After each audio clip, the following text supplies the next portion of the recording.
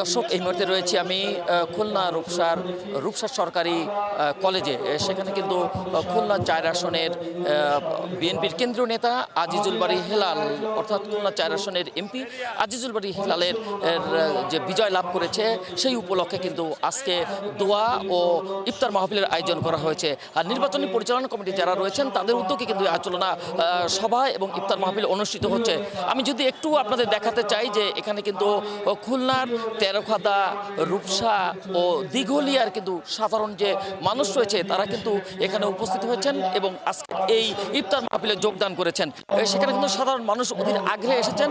আজকে কিন্তু আজিজুল বারী হেলালের পক্ষ থেকে যে আয়োজন করা হয়েছে ইফতার মাহফিলে, সেখান থেকে কিন্তু তারা তাদের প্রতিশ্রুতি জানতে চান যে আসলে তাদের কি চা পাওয়া ছিল, নির্বাচন এর আগে কি প্রতিশ্রুতি দিয়েছিল, সেটা কিন্তু তারা জানতে চাচ্ছেন আজিজুল বারী হেলালের মুখ থেকে। এবং তারা শুনবেন যে আসলে নির্বাচিত হওয়ার পরে বিএনপি সরকার গঠন করার পরে যে বিষয়টা ছিল যে নির্বাচনী ইশতেহার অনুযায়ী কিন্তু তাদের অনেক চাওয়া পাওয়া ছিল, সেই বিষয়গুলো নিয়ে কিন্তু তারা সেই প্রতিশ্রুতি জানতে চাচ্ছে। আদৌ সেই নির্বাচনী ইশতেহার কতটুকু তাদের সেই দাবি পূরণ হবে, কতটুকু সেই চাহিদা তাদের পূরণ হবে, তাদের নেতা কতটুকু বা তাদের সেই আশা পূরণ করতে পারবে, এমনটি জানিয়েছেন।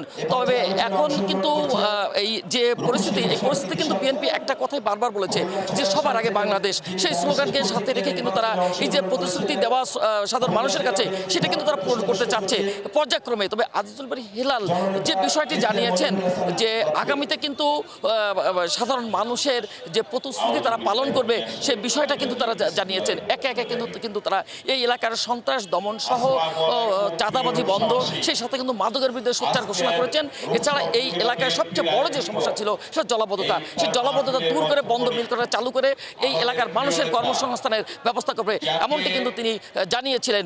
আমরা এই মুহূর্তে চলে যাব আজিজুল বারী হেলালের কাছে, তিনি আসলে কি বলছেন সেটা একটু আমরা জানতে চাই, সেটা একটু দর্শকদের জানাতে চাই। যে দলই করি না কেন, আমরা সকলে রূপসী রূপসার মানুষ, আমরা ঐক্যবদ্ধ।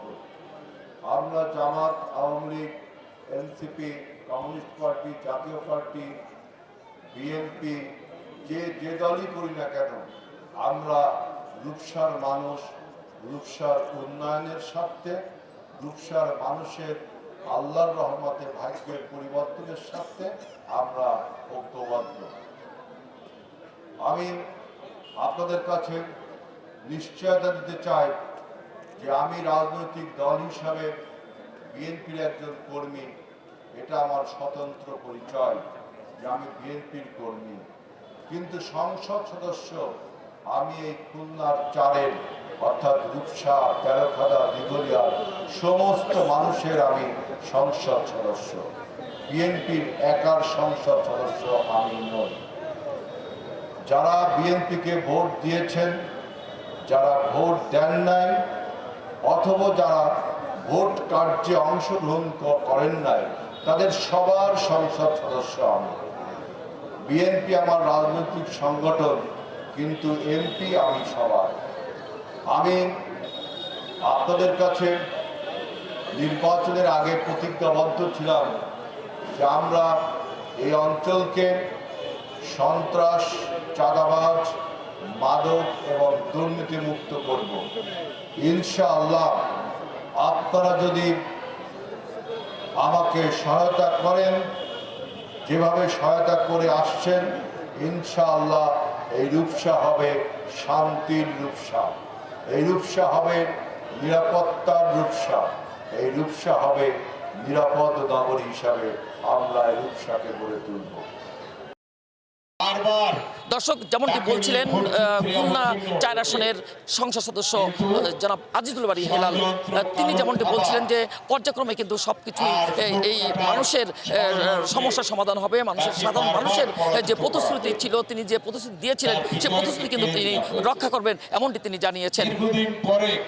এই ছিল আমার কাছে খুলনা থেকে আজিজুল বারী হেলালের এই আলোচনা সভা ও ইফতার মাহফিলের সর্বশেষ খবর। Babul Akhtar, Asian Television, Khulna.